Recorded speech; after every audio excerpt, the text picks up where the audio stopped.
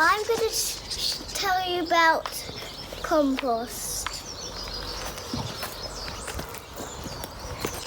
So compost is really helpful for you because first it gives you nice compost for your plants, and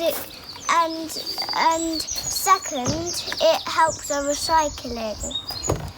And I'm going to show you inside it, but before I'm going to show you, they put all scraps of kitchen stuff inside there, then it will come through and turn into compost in here. I'm going to make you have a look.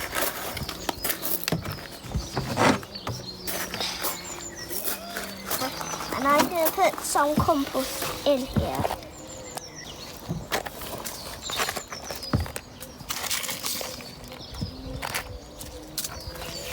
And when you finish, but the only things you can't put in here is dairy and meat.